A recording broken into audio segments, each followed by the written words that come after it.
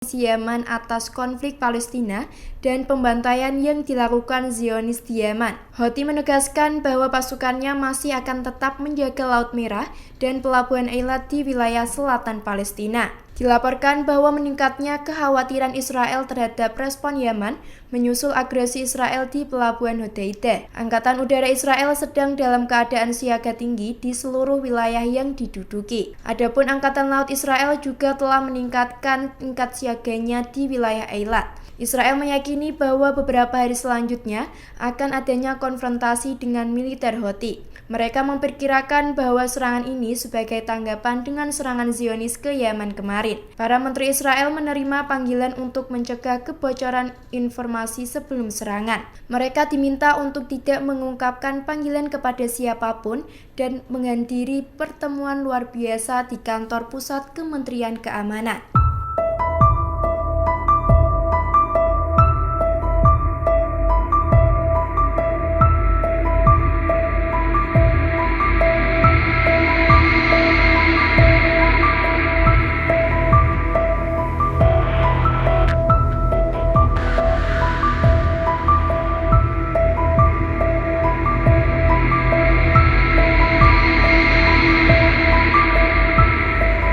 Kekuatan militer Houthi tak bisa diremehkan oleh Zionis seusai berhasil membobol Iron Dome dan menyentuh Tel Aviv. Dilaporkan bahwa drone berukuran jumbo dengan jarak serang yang cukup jauh digunakan oleh Houthi Yaman. Zionis mengakui kaget melihat drone jumbo yang digunakan Houthi dalam menyerang Tel Aviv pada Jumat 19 Juli 2024. Mereka juga menuturkan bahwa drone itu menabrak gedung apartemen hingga menghancurkan gedung tinggi itu. Pergerakan drone jumbo ini dilaporkan tak dapat dideteksi. Sejatinya drone ini melaju dengan kecepatan lambat dan terbang di ketinggian rendah dengan memancarkan lebih sedikit panas daripada roket dan peluru. Faktor-faktor tersebut mempersulit pelancaran radar dan pencegatan rudal darat ke udara terhadap pesawat nirawak. Hingga saat ini Zionis masih tidak berhasil mendapatkan detail spesifikasi drone itu hingga menyulitkan pergerakan balasan Zionis.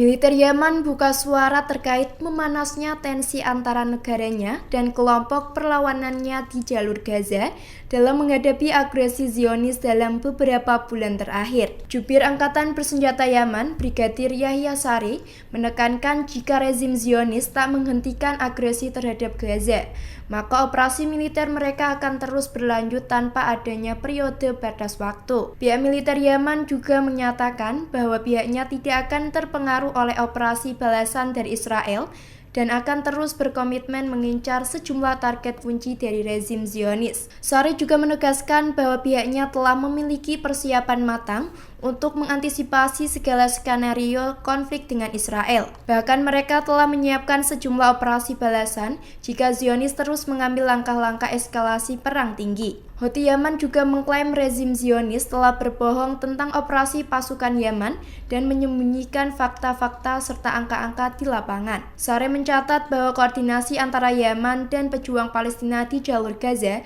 serta poros perlawanan di wilayah tersebut akan terus berlanjut mencapai tingkat hubungan yang lebih tinggi. Israel mengakui serangan dari Yaman telah menewaskan seorang pemukim Zionis dan melukai 8 orang lainnya.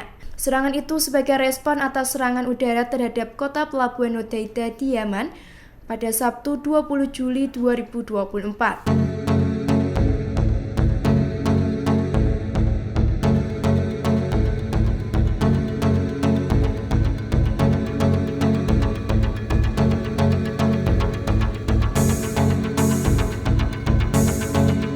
Perang di jalur Gaza semakin meluas seusai Israel menyerang pelabuhan Hodeidah, Yaman pada Sabtu 20 Juli 2024. Israel kini tengah siaga tinggi menghadapi serangan balasan Yaman. Sejumlah pakar Zionis memperkirakan bahwa Yaman telah bersiap menembakkan 5.000 rudal dan drone ke Israel. Mereka menilai bahwa perang Israel dan Yaman akan menjadi ancaman bagi Israel. Kekuatan Zionis diprediksi akan melemah hingga kalah dalam pertempuran dengan Yaman. Terlebih dalam beberapa waktu terakhir, serangan Yaman di Israel selalu berhasil mengecoh sistem pertahanan Zionis hingga berkali-kali. Adapun jubir angkatan bersenjata Zionis Daniel Hagari mengakui bahwa Israel tak bisa memberikan perlindungan 100%.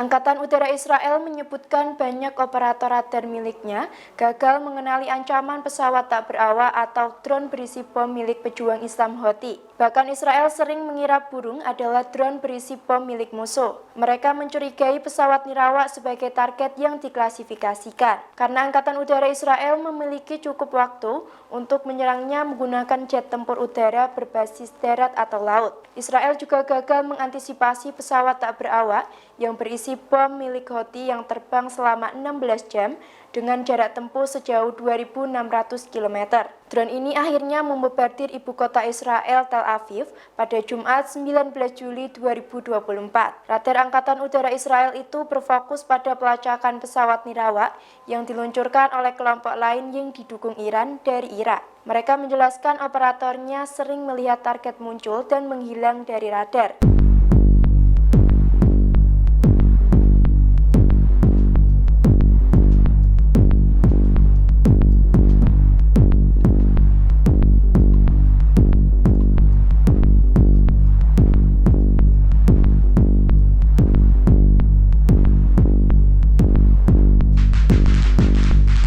Hasil penyelidikan Angkatan Udara Israel menunjukkan bagaimana canggihnya drone berisi bom milik pejuang Houthi Yaman. Drone berisi bom milik Houthi Yaman terbang selama 16 jam dengan jarak tempuh 2.600 km. Pesawat itu mengudara sebelum akhirnya membombardir ibu kota Israel, Tel Aviv pada Jumat dini hari 19 Juli 2024. Drone itu bernama Sama 3 buatan Iran, dimodifikasi mengambil jalur penerbangan tidak langsung. Hal itu mungkin membuat tidak diklasifikasikannya sebagai ancaman oleh Angkatan Udara Israel sehingga tidak dicegat dan menyerang sebuah bangunan tempat tinggal di Tel Aviv. Pesawat nirawak bermuatan bahan peledak itu nampaknya terbang ke arah barat dari Yaman melewati Laut Merah mencapai Eritrea. Pesawat itu kemudian berbalik untuk mendekati Tel Aviv dari arah barat. Setelah itu pesawat nirawak muncul di radar Israel dan sebagai target yang tidak teridentifikasi. Pesawat nirawak tersebut dilacak militer Israel selama 6 menit saat mendekati Tel Aviv dari arah laut.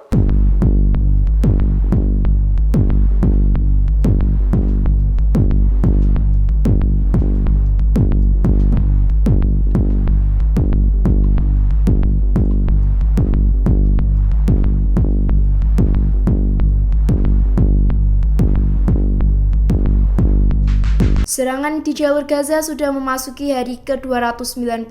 Pasukan IDF tampaknya sudah mulai lelah menghadapi gerakan perlawanan Palestina Hamas. Media Israel mengungkapkan mayoritas atau sekitar 62% pasukan IDF ingin gencatan senjata segera dilakukan. Mereka juga mendukung penandatanganan perjanjian pertukaran sandera. Sedangkan 14,4% lainnya bersikukuh masih meneruskan serangannya ke jalur Gaza. Dan 7,6% lainnya tak punya pendapat. Survei ini dilakukan saat ribuan warga Israel mendesak para pemimpin Israel untuk menerima kesepakatan pertukaran sandera. Keluarga sandera Israel menyalahkan Perdana Menteri Benjamin Netanyahu atas keterlambatannya dalam mencapai kesepakatan pembebasan para tahanan. Kondisi para sandera Israel di jalur Gaza tak jelas karena pengeboman tanpa pandang bulu yang dilakukan pasukan IDF yang terus membahayakan nyawa para tahanan. Dilaporkan dari radio tentara Israel, sejauh ini ada 47 dari 120 sandera Israel telah dinyatakan tewas. Surat kabar Israel juga mengungkapkan bahwa tahanan Alex Tensik dan Yakev Bukstav dinyatakan tewas pada Senin 22 Juli 2024. Dua sandera itu terbunuh dalam operasi militer Israel di Han Yunis di jalur Gaza Selatan awal tahun.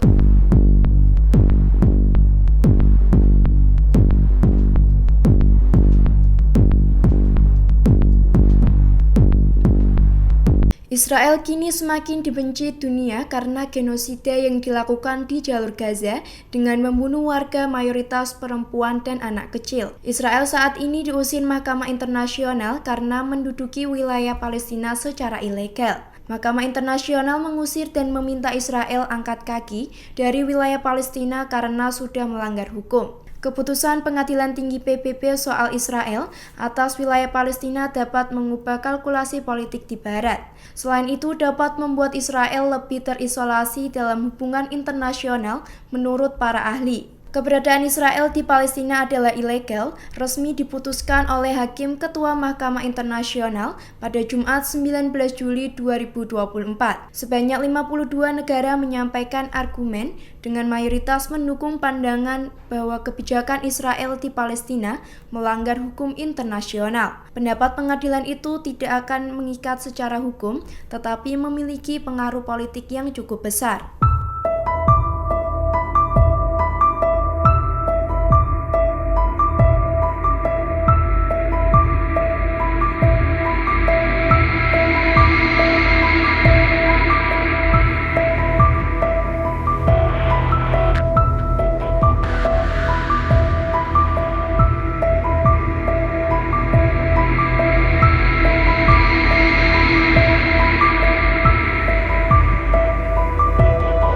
Pasukan Zionis mengonfirmasi kematian Alex Tensik dan Yakev Bukstav yang ditahan Hamas di jalur Gaza. Zionis memperoleh informasi intelijen baru dan informasi ini bahwa kedua sandera tersebut telah tewas. Dilaporkan bahwa jenazah mereka masih berada di jalur Gaza. Hamas mengumumkan kematian dua tahanan Zionis pada Maret lalu akibat serangan tentara Zionis dan kekurangan obat-obatan. Zionis salah sasaran yang membunuh pasukan IDF sendiri dalam pertempuran di Han Yunis beberapa bulan lalu. Militer Zionis beroperasi di Han Yunis dari 1 Desember 2023 hingga 7 April 2024.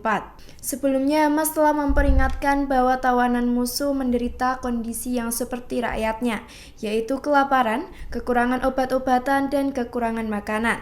Pada Maret lalu, Abu Ubaidah memperkirakan ada lebih dari 70 sandera yang terbunuh akibat operasi Zionis di jalur Gaza. Hamas menuntut Zionis untuk segera mencapai kesepakatan gencatan senjata dan pertukaran tahanan.